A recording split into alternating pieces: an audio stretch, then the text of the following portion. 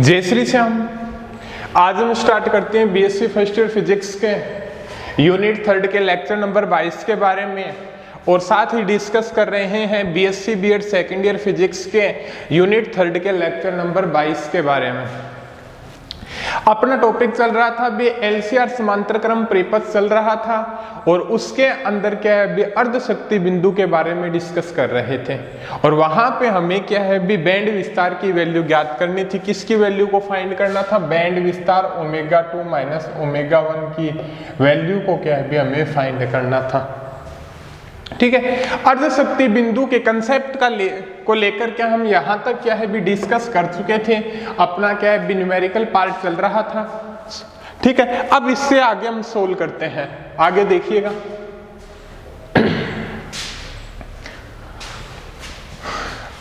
अब देखिएगा भी इसको सोल्व करने के लिए हम क्या भी इसको अंदर मल्टीप्लिकेशन कर देते हैं। तो 1 प्लस अंदर मल्टीप्लिकेशन करेंगे R square omega square C square plus यहां पे मल्टीप्लिकेशन कर देते हैं ओमेगा की 4 L square C square minus 2 omega square L C upon ये क्या आ जाएगा भी आपका R square omega square L square की पावर क्या है भी 1/2 √2 RC अपॉन L। यहां तक हो गया आपका। अब देखिएगा भी अपने एक फॉर्म इस प्रकार से भी लिख सकते हैं भी a माइनस बी की whole square A square plus B square minus 2ab। वो यहाँ पे कौन से फैक्टर का यूज करें? यदि हम यहाँ पे 1 minus omega square L C factor की स्क्वायर करें तो ये क्या हो जाएगा भी 1 की स्क्वायर प्लस बी की स्क्वायर ओमेगा की 4 L square C square minus 2ab 2 1 और ये बी फैक्टर आ जाएगा। तो ये आपके 3 टर्म क्या होंगे भी आपके कंप्लीट हो गए। Plus omega square R square C square upon R square plus omega square L square की पावर 1/2 √2 RC अपॉन L। यहां तक क्या है भी आपका हो गया। ठीक है, उससे आगे हम डिस्कस करते हैं भी आगे क्या यूज करें भी जो इसका और सॉल्यूशन हो जाए। स्क्वायर कर दो आप इस फैक्टर के।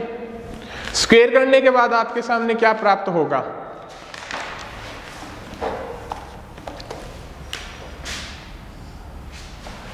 One minus omega square L C की स्क्वायर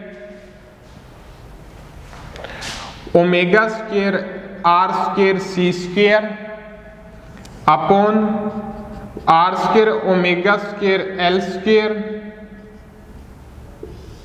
इसके स्क्वायर करोगे तो ये फैक्टर आ जाएगा, और यहां पे क्या आ जाएगा भी आपका 2 R square C square upon L square.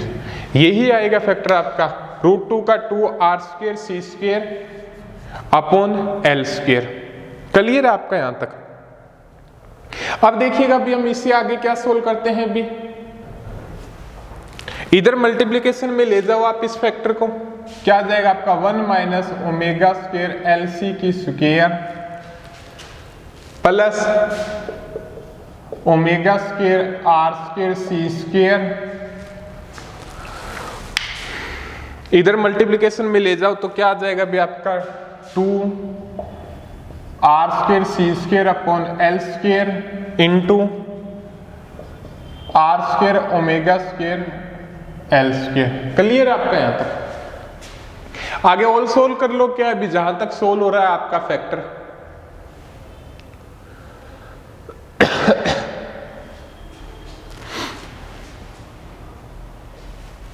तो देखिएगा 1 minus omega square L C की square omega square R square C square, ये क्या हो जाएगा 2 आर की power 4 C square upon L square plus 2 L square से L square cancel out omega square R square और सी स्क्वायर। और यहां से इधर की साइड जाएगा तो ये क्या हो जाएगा आपका 1 minus omega square L C की स्क्वायर, ये इधर की साइड जाएगा, एक कम हो जाएगा, ये क्या आ जाएगा अभी 2r की 4c square upon L square, इसमें से गया तो ये आ जाएगा अभी आपका ओमेगा स्क्वायर r स्क्वायर और c स्क्वायर। क्लियर है आपका यहां तक? अब देखिएगा अभी आगे भी अपने क्या करते हैं, भी आगे कौन से कंसेप्ट का यूज करते हैं और इसका आगे सॉल्यूशन करते हैं भी अपने।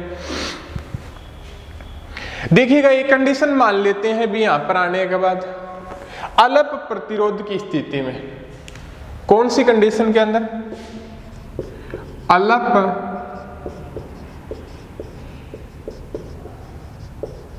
प्रतिरोध की स्थिति में भी यहां पे क्या है भी रेजिस्टेंस का मान क्या हो भी कम हो, तो उस कंडीशन के अंदर मान सकते हैं भी L ग्रेटर देन है किससे, R स्क्वायर C से। L क्या है भी काफी ज्यादा ग्रेटर देन है R स्क्वायर C से, या इसको लिख सकते हैं L की स्क्वायर बड़ा है किससे, C स्क्वायर और R की 4 से, इसकी स्क्वायर कर देंगे। ठीक है, जब इस फैक्टर का मान क्या है भी इसकी अपेक्षा क्या है भी बहुत कम है, मीन्स क्या है भी इसकी अपेक्षा के नगण्य या शून्य के बराबर है, तो इस फैक्टर का मान क्या हो जाएगा, शून्य हो जाएगा। तो ये आपका क्या आ गया अभी 1 minus omega square L C की स्क्वायर, और ये आ जाएगा भी आपका ओमेगा स्क्वायर आर स्क्वायर और सी स्क्वायर। क्लियर आपका यहाँ तक? 1 minus omega square L C की स्क्वायर क्या आ जाएगा भी आपका ओमेगा स्क्वायर आर स्क्वायर और सी स्क्वायर। ठीक है, अब देखिएगा अब इससे आगे क्या यूज करते हैं।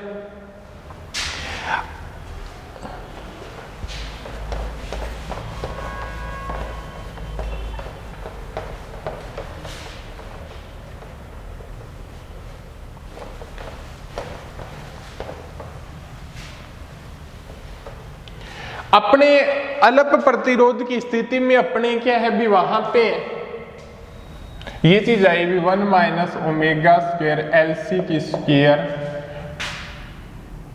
Omega square R square C square. एक अपने क्या भी अलप प्रतिरोध की स्थिति में जो अनुनादी आवर्ती निकाली थी समांतर क्रम परिपथ की, वो क्या प्राप्त हुई थी 1/√LC प्राप्त हुई थी। तो यहां पे 1 माइनस ओमेगा स्क्वायर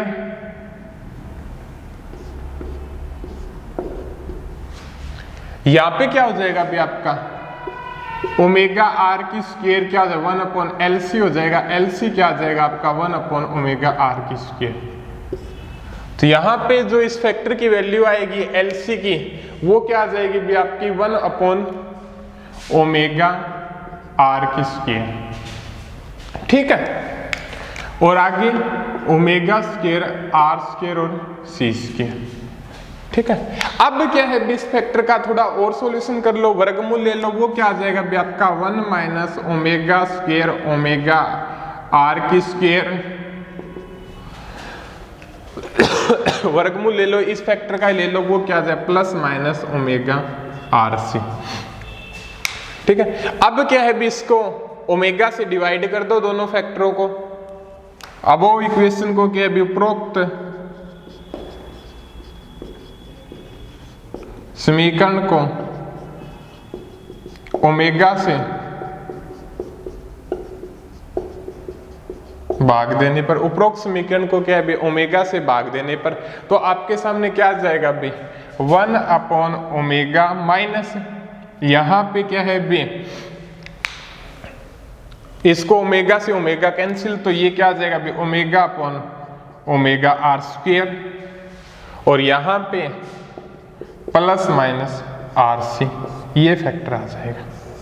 ओमेगा से डिवाइड करेंगे दोनों साइड को, तो 1/ओमेगा, ओमेगा से ओमेगा कैंसिल, ओमेगा रह गया, प्लस माइनस आर सी आ गया। ठीक है, आगे देखिएगा।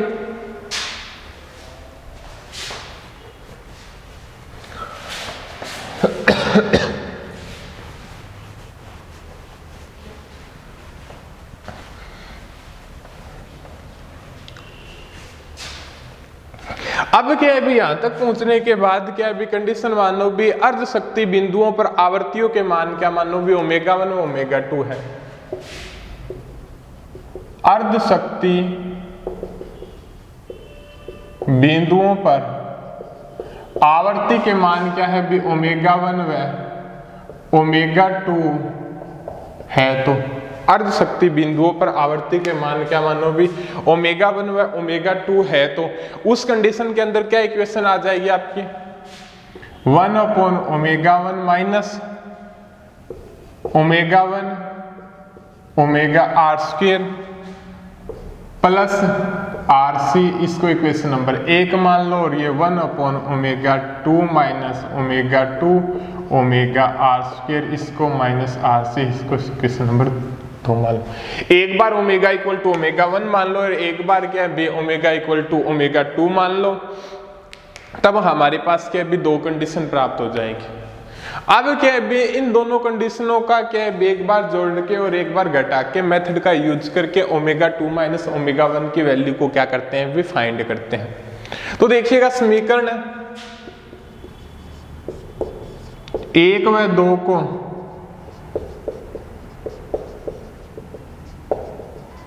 जोड़ने पर, समीकरण 1 व 2 को जोड़ने पर क्या आ जाएगा अभी आपका 1/ω1 प्लस 1/ω2, और यहाँ पे माइनस ω1/ω(r²) माइनस ω2/ω(r²), और ये 0। ये फैक्टर ले लो, ये क्या आ जाएगा अभी आपका ω1 ω2 और ω2 प्लस ω1। यहां से आप माइनस कॉमन ले लो, अंदर क्या रह जाएगा ω(r²) और ω1 प्लस ω2 = 0। यही चीज आएगी आपके। अब देखिएगा अभी उससे आगे आप क्या करोगे,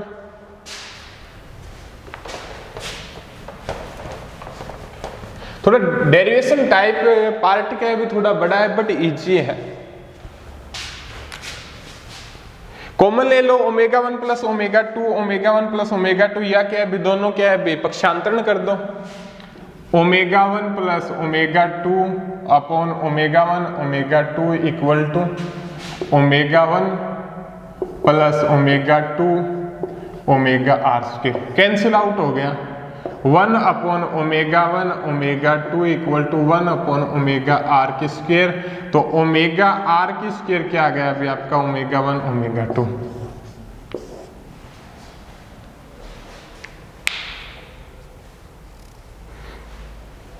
तो यहां से क्या रिजल्ट सामने आता है, लिख सकते हैं अभी डेफिनेशन के अकॉर्डिंग अर्ध शक्ति बिंदुओं पर,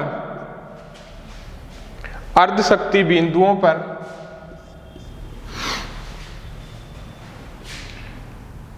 आवर्ती के गुणोत्तर माध्य का मान, आवर्ती के गुणोत्तर, आवर्तियों के गुणनफल का मान, गुणनफल का मान समांतर क्रम परिपथ की अनुनादी आवर्ती के वर्ग के बराबर होता है, वर्ग के बराबर होता है। कहने का मतलब अर्ध शक्ति बिंदुओं पर आवर्ती के गुणनफल का मान समांतर क्रम परिपथ की अनुनादी आवर्ती की स्क्वायर के बराबर होता है या वर्ग के बराबर होता है, वो हो गया भी ω(r²) इक्वल टू क्या हो गया भी आपका ω1 ω2। क्लियर आपका। एक तो ये रिजल्ट आ गया, आप नोट कर लो क्या रिजल्ट आए आपके सामने इधर ω1 ω2 क्या है भी आपका ω(r²) के बराबर। हमें क्या निकालना है भी ω2 माइनस ω1 बैंड विस्तार की वैल्यू को फाइंड करना है। आगे देखिएगा,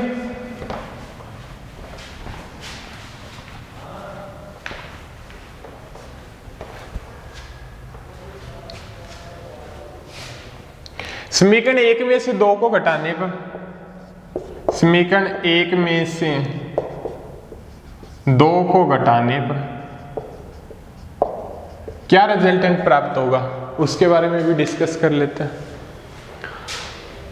1 minus omega 1 minus 1 upon omega 2, ठीक है, minus omega 1 upon omega R square plus omega 2 upon omega R square और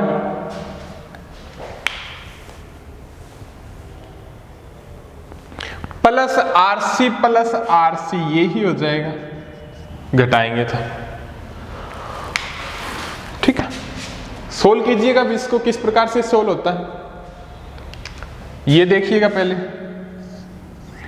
ओमेगा 1 ओमेगा 2 और ये क्या हो जाएगा अभी आपका ओमेगा 2 माइनस ओमेगा 1। आगे देखिएगा, माइनस कॉमन ले लो, ओमेगा आर स्क्वायर क्या रह जाएगा अभी आपका ओमेगा 1 माइनस ओमेगा 2, ये ही रहेगा,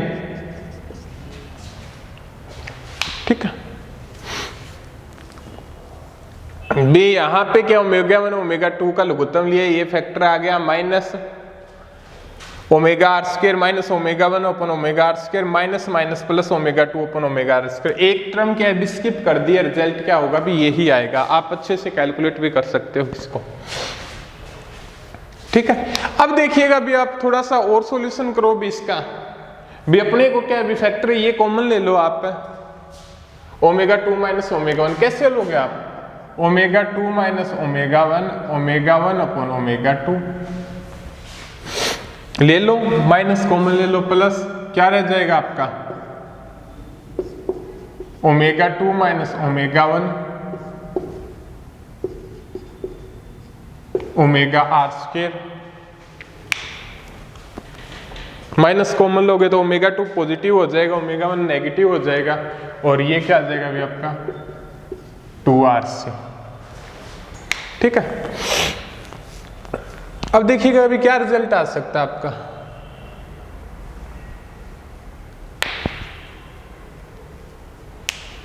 ओमेगा 1 ओमेगा 2 आपका किसके बराबर है, ओमेगा आर स्क्वायर के बराबर है, तो रख दो omega 2 minus omega 1 upon omega R square plus omega 2 minus omega 1 upon omega R square 2RC। लघुत्तम ले लो इसका, omega R square, omega 2 minus omega 1 omega 2 minus omega 1 equal to 2RC। ये क्या हो जाएगा आपका 2 ओमेगा 2 माइनस ओमेगा 1 लिख सकते हो, कोई कैंसिल आउट तो होगा ही नहीं, और ये 2RC ओमेगा आर स्क्वायर, 2 से 2 कैंसिल, तो आपके सामने क्या रिजल्ट निकल के आया,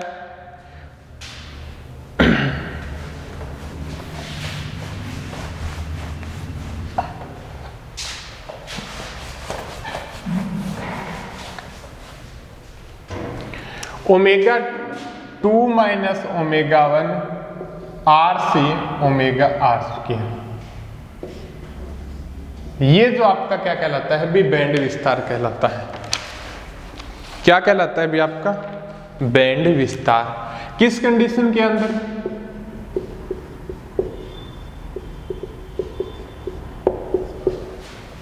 LCR समांतर क्रम परिपथ के अंदर ओमेगा 2 माइनस ओमेगा 1 क्या कहलाता है भी RC ओमेगा आर स्क्वायर, और ये आपका क्या कहलाता है भी बैंड विस्तार का फैक्टर कहलाता है।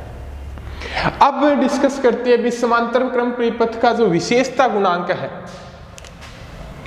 विशेषता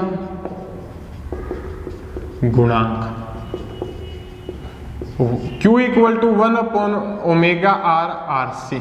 ये फैक्टर तो आपने पढ़ा ही होगा, याद ही होगा, तो यहां से आप फैक्टर की वैल्यू निकालो, ओमेगा आर RC की क्या वैल्यू आ जाएगी आपकी omega 2 minus omega 1 upon omega R. Omega R RC की वैल्यू क्या आ जाएगी भी omega 2 minus omega 1 upon omega R. तो यहां से वैल्यू पुट करोगे आप omega 2 minus omega 1 upon omega r। ये चीज आ जाएगी। ठीक है, ये क्या कहलाता है भी आपका विशेषता गुणांक की वैल्यू को फाइंड करेगा। अब क्या है, इसका आप ग्राफ प्लॉट करते हो तो वो ग्राफ किस प्रकार से प्लॉट होगा, इसका जो ग्राफ खींचते हैं ना अपने,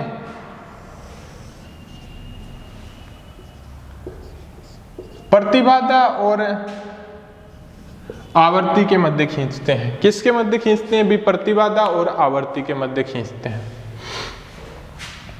और अनुनादी आवर्ती पर प्रतिबाधा का मान क्या होता है भी, अधिकतम होता है। अनुनादी आवर्ती पे क्या है भी, प्रतिबाधा का मान क्या होता है भी, अधिकतम होता है। तो ये ग्राफ मान लो ये ओमेगा आर पे जेड क्या हो जाएगा अभी, मैक्सिमम हो जाएगा। और यहां पे ये कोई क्या है भी, अर्ध शक्ति बिंदु मान लो,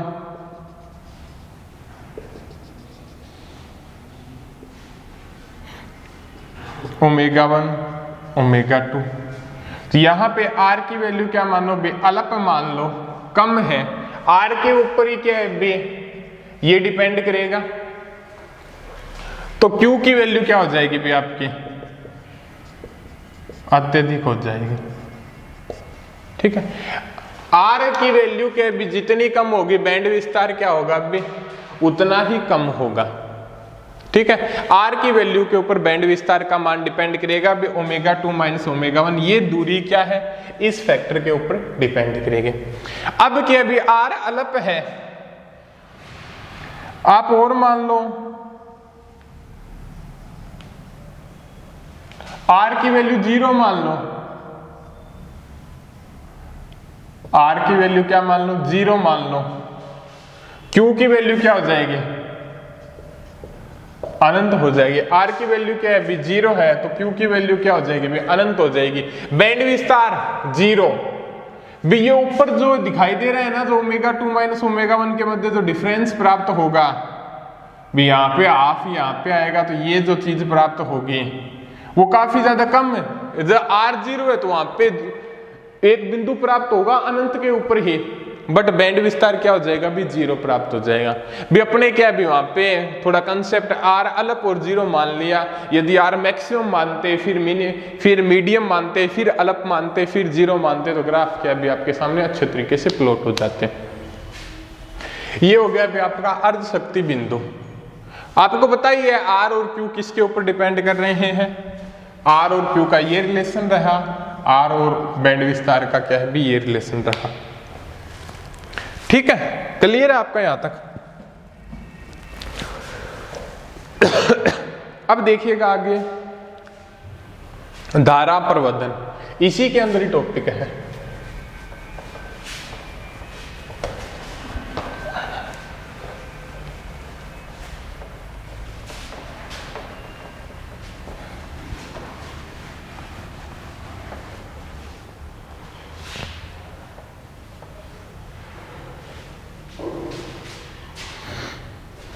धारा प्रवर्धन,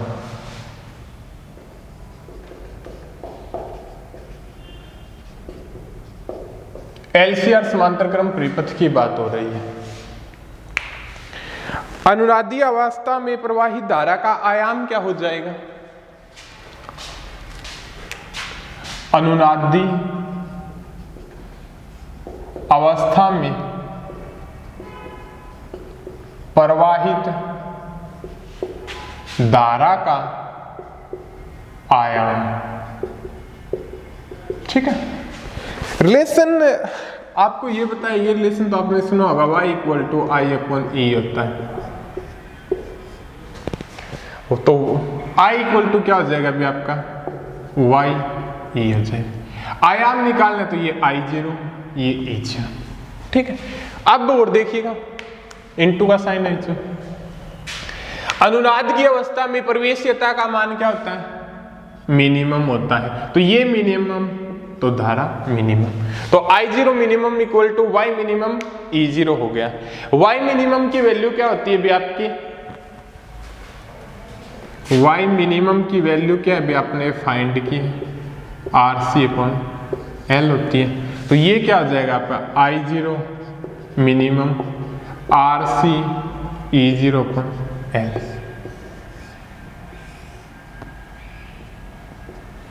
ठीक है, I0 मिनिमम इक्वल टू क्या हो जाएगा अभी RC E0/L हो जाएगा। क्लियर आपका यहां तक। अब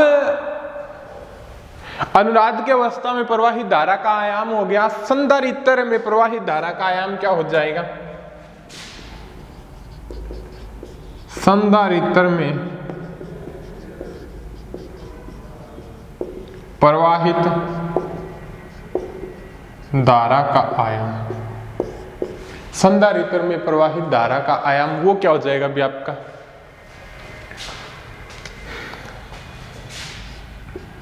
x इक्वल टू क्या होता है अभी E/I होता है। कैपेसिटर के अंदर ये पढ़ा ही होगा आपने, ये लगा दो। ठीक है, तो I इक्वल टू देखें तो यहां पे I इक्वल टू क्या हो जाएगा E/x। देखिएगा जो समांतर क्रम परिपथ है वहां पे वोल्टता होगी वो हर कंडीशन के अंदर क्या होती है भी समान बनी रहती है। ठीक है, तो I इक्वल टू E/x ही हो गया। आयाम पूछा है प्रवाहित धारा का, I0 C से डिनोट कर दो, I0 C या I0 2 से डिनोट कर दो, क्योंकि संधारित्र में जो धारा गुजर रही है वो क्या है भी आपके I2 है। ठीक है, अब XC की वैल्यू क्या होगी भी आपके, XC क्या होता है अभी आपका 1/ωc होता है। तो ये क्या हो जाएगा ओमेगा CE। आयाम पूछ रहा है तो इसको E0 भी मानना पड़ेगा। तो और अनुनादी आवृत्ति है तो ω/R। ठीक है, कौन सी कंडीशन की बात कर रहा है, अनुनाद की बात कर रहा है, अनुनादी अवस्था में। सारे कंसेप्ट लगाने होते हैं बे अनुनाद की अवस्था में संधारित्र में प्रवाहित धारा का आयाम, अनुनाद के बीच संधारित्र में जो वोल्टता का प्रवाहित धारा का आयाम क्या होगा अभी IC मान लो प्रवाहित धारा, वहां पे जो प्रतिरोध होगा वो प्रतिघात पर डिपेंड करेगा। संधारित्र को प्रतिघात होगा तो विभवांतर क्या हो जाएगा इक्वल टू IC/XC हो जाएगा, वोल्टता का मान क्या समान रहेगा। ये कंसेप्ट लगा दिया यहाँ पे। आयाम पूछ रहे तो E0 I0 कर दिया, x इक्वल टू 1/ωc होता है, अनुनाद की अवस्था में आवृत्ति ω/R होती है। तो ये कंसेप्ट आ गया, I0C equal to ω/R/C E0 आ गया। ठीक है, अब देखिएगा अभी आप उससे आगे, इससे आगे आप डिस्कस करोगे तो वो क्या हो जाएगा अभी आपका, इसका यूज कर लो, इसको 1 नंबर इक्वेशन मान लो, इसको 2 मान लो। 1 नंबर इक्वेशन क्या है I0 मिनिमम इक्वल टू